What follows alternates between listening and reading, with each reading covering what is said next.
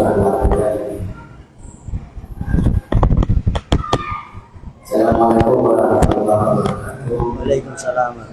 Dibuka saja. Tabirnya dibuka saja tabirnya. Bismillahirrahmanirrahim. Alhamdulillahirabbil alamin. Pada bapak dan ibu jemaah saudara saudara sholat tarawih dan witir, dan semoga kita semua selalu mendapatkan dari Allah sehingga kita masih bisa istiqomah untuk melaksanakan kewajiban kita yang sudah dinikmat oleh Allah Subhanahu wa Ta'ala, dan juga berusaha melaksanakan juga sunnah Rasulullah SAW, yaitu seperti sholat tarawih dan witir yang telah dicontohkan oleh Rasulullah SAW. Hari ini ada putra-putra bangsa yang patut kita berikan support atau ambil hikmah, ambil pelajaran, ambil ilmunya, karena tanpa penerus dan agama kita ini mungkin akan akan cepat kiamat. Dan mudah-mudahan dengan adanya penerus ini kita masih diberi oleh Allah Subhanahu wa Ta'ala untuk menghancurkan dunia seisinya. Nanti jawaban di sini dari biasanya kami juga mengajar dulu setiap bulan, yaitu nanti kita diantaranya berkuali dan dasar itu hingga tasawuf seperti itu. Nah, ini ilmu baru kita ambil dari adik-adik tercinta ini, nanti kita terapkan untuk kita kehidupan sehari-hari kepada adik dari Madrasah Muallimin Masyarakat. Assalamualaikum warahmatullahi wabarakatuh. Waalaikumsalam. Alhamdulillah, nahmaduhu wa nasta'inuhu wa nastaghfiruh wa na'udzu billahi min shururi anfusina wa min sayyiati a'malina. Man yahdihillahu fala hadiya lahu. Asyhadu an la ilaha illallah wa asyhadu anna Muhammadan abduhu wa rasuluh. La nabiyya wa la rasula ba'dah, amma ba'du. Yang pertama-tama dan yang paling utama, marilah kita panjatkan puji dan syukur kita kehadirat Allah Subhanahu wa Ta'ala yang telah memberikan banyak sekali nikmat. Beberapa di antaranya adalah nikmat kesempatan dan nikmat kesehatan, sehingga kita masih bisa berkumpul di tempat ini.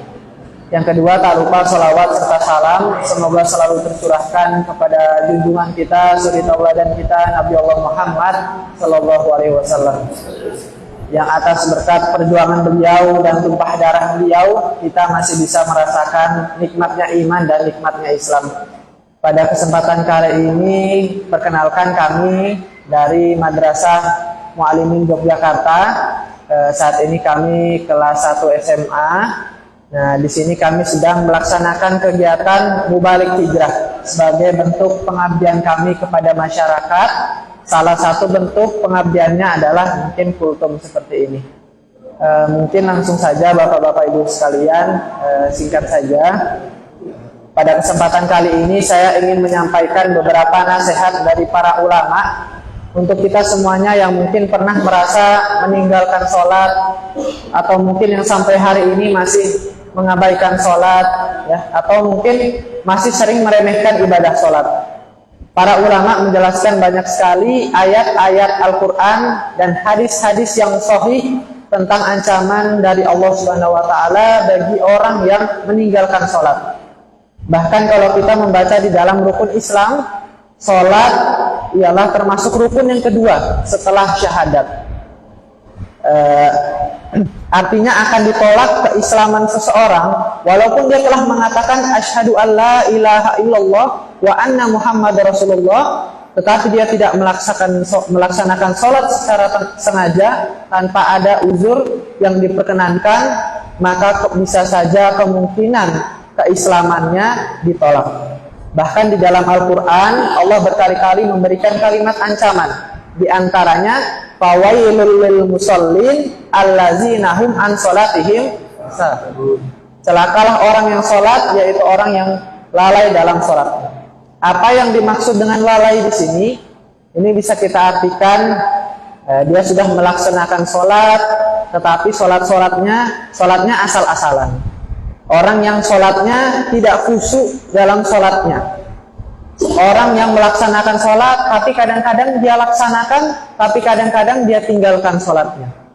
Orang yang sholatnya terburu-buru, tidak khusyuk, tidak tumakninah, sehingga memengaruhi pada rukunnya sholat. Orang yang sholatnya tidak benar wudunya atau bersuci. Lantas bagaimana dengan orang-orang yang tidak sholat? Allah Subhanahu wa Ta'ala menggolongkan di antara ciri-ciri yang paling jelas terhadap kemunafikan seseorang adalah dia malas dalam melaksanakan ibadah sholat. Bukan dia tidak sholat, tapi malas dalam menunaikan ibadah sholat. Allah berfirman di dalam surah An-Nisa, ini potongan ayat saja, wa iza qamu ila sholat qamu kusala. Kalau mereka berdiri untuk sholat, mereka berdiri dalam keadaan kusala, bermalas-malasan. Mungkin kita sholat, tetapi apakah sholat kita termasuk bermalas-malasan? Bagaimana dengan tarawih kita? Apakah termasuk bermalas-malasan? Mungkin kita sholat, cari tempat yang cepat selesai tarawihnya, tidak kelamaan sholatnya. Mungkin kita seperti itu, mungkin.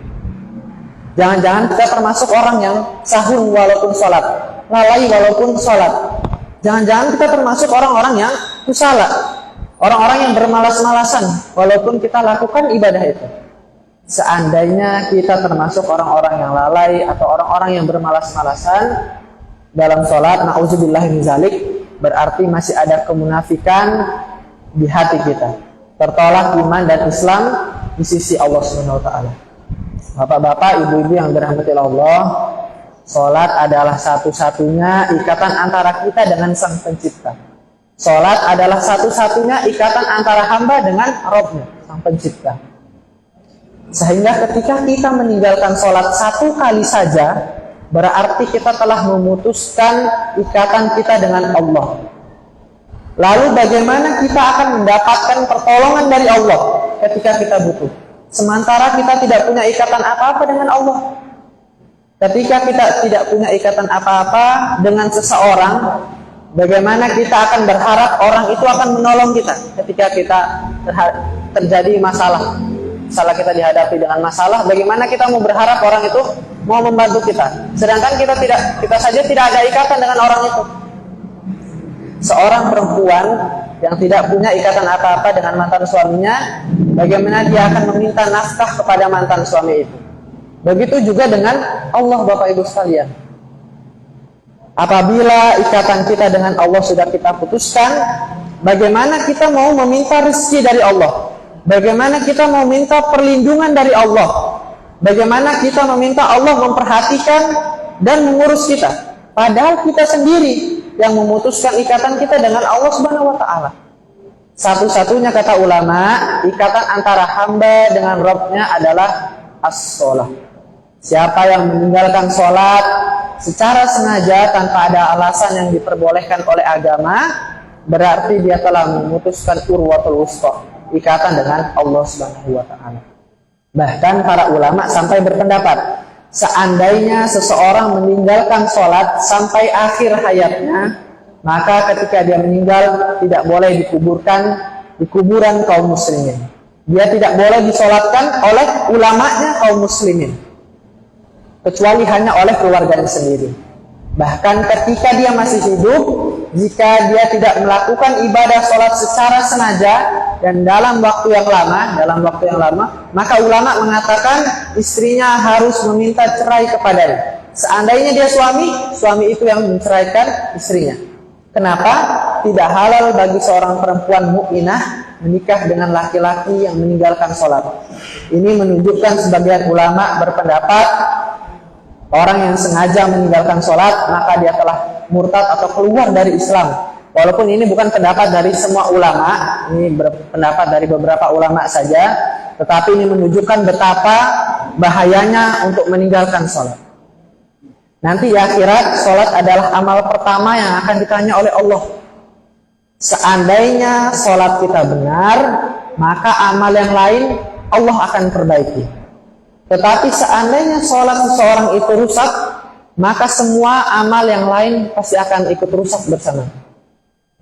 Sholat sesuatu yang tidak bisa kita abaikan apapun alasan kita. Kita boleh tidak membayar zakat kalau kita tidak mampu. Kita boleh tidak haji kalau kita tidak mampu. Dan kita boleh tidak puasa kalau kita tidak mampu dengan cara membayar fidyah atau diqadha. Tetapi kita tidak bisa meninggalkan sholat. Karena jika kita tidak bisa melakukannya tepat waktu karena lagi musafir, kita bisa menjamaknya. Kita tidak bisa sholat di masjid, kita mungkin karena ada badai atau hujan yang lebat, kita bisa sholat di rumah. Kita tidak bisa sholat berdiri, kita bisa sholat duduk atau berbaring. Jadi tidak ada alasan untuk kita meninggalkan sholat. Saking pentingnya ibadah ini. Allah tidak mau kita memutuskan Allah, walaupun sebenarnya bukan Allah yang butuh kita yang butuh Allah. Orang yang meninggalkan sholat berarti dia telah memutuskan hubungannya dengan Allah. Apa rasanya diputuskan tanpa alasan? Kita sudah baik kepada seseorang, kita sudah meluangkan waktu untuk seseorang, kita sudah memberikan semuanya, segalanya kepada seseorang, tapi tiba-tiba dia minta putus tanpa ada alasan. Bagaimana perasaan kita? Nah, begitu juga perasaan Allah. Allah sudah memberikan segala kebaikan di dalam hidup kita, tetapi kita malah memutuskan hubungannya dengan Allah. Jangan putuskan Allah dengan meninggalkan sholat. Mudah-mudahan ketika kita menjaga sholat kita, Allah menjaga kita. Mungkin itu saja yang dapat saya sampaikan. Terima kasih sekali Bapak-bapak, Ibu-ibu sekalian sudah berkenan mendengarkan. Yang seharusnya mungkin setelah tarawih bisa pulang ke rumah, ini malah harus mendengarkan kultum dulu. Mohon maaf sekali juga mungkin ada kata-kata yang mungkin kurang mengenakan. Saya mohon maaf. Terima kasih Bapak-bapak, Ibu sekalian sudah mau mendengarkan. Semoga Allah memberkahi Bapak dan keluarga, Bapak-bapak, Ibu sekalian beserta keluarga, dan semoga kita tidak hanya dipertemukan di masjid ini. Semoga kita dipertemukan di surganya Allah Ta'ala yang paling tinggi. Terima kasih Bapak-bapak, Ibu sekalian. Kurang lebihnya mohon maaf. Nasrul minallahi fathun qarib wa basyiril mu'minin. Wassalamualaikum warahmatullahi wabarakatuh. Waalaikumsalam.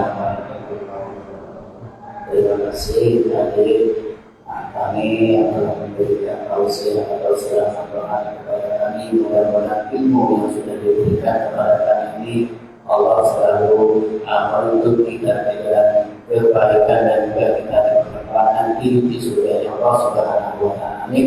Ya Rabbal Alamin. Terima kasih sekali lagi.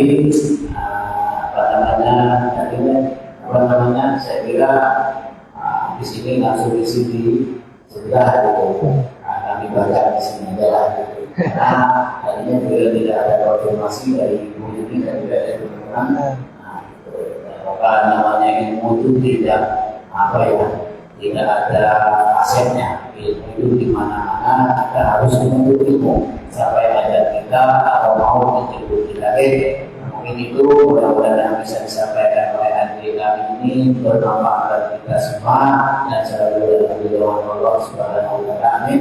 Ya Rabbal Alamin. Saya atau kami selaku pengurus masjid sekaligus imam sholat wajib isya dan sholat sunnah tahajud dan witir. Kalau tidak ada salah dan hilang, kita sudah bisa dimaafkan dan juga kita semua mudah-mudahan selalu lindungan Allah Subhanahu wa Ta'ala. Wassalamualaikum warahmatullahi wabarakatuh.